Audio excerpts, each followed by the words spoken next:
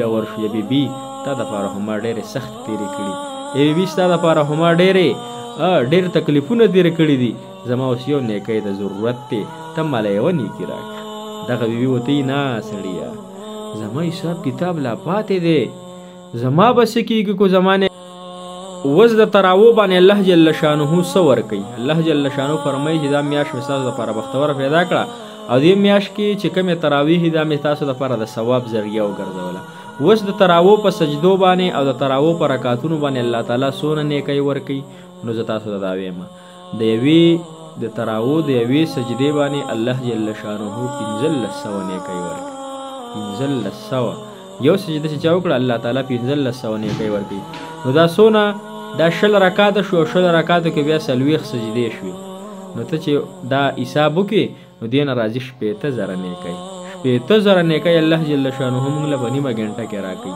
کو په نیمه ګنټه کې موږ له چا 15000 روپۍ راکولې که نه، یا 15000 خو ډېرې زیاتې دي چې یو 2-3000 روپۍ راله راکولې موږ څونه محنت کوو.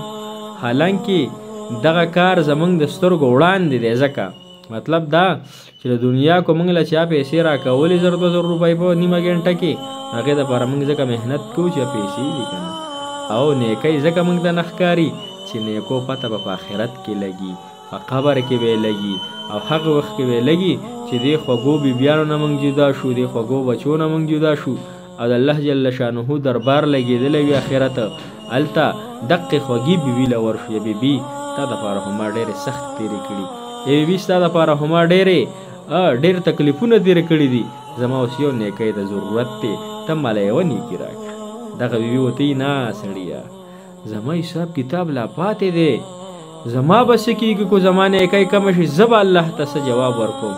او دغه فلار به راولګي، دغې بچي ته به لاړ شي ای بچیه ستا دپاره خو ما ډېر سختې تېرې کړي، ای بچیه ستا دپاره خو ما ډېرې مسافرۍ کړي، ای بچیه چې ته به کله بیمار شې زما زړه ته به سکون نه و، ای بچیه زما زړه ته به اطمینان نه و، ستا د ژړا سره به زما زړه درد کو، ستا د خفګان سره به زما وجود خوږېدو. ای بچیه ماله یوه نیکي را، زه ستا په دې یوه نیکۍ جنت ته ځم، یوه نیکي راسه کمه ده.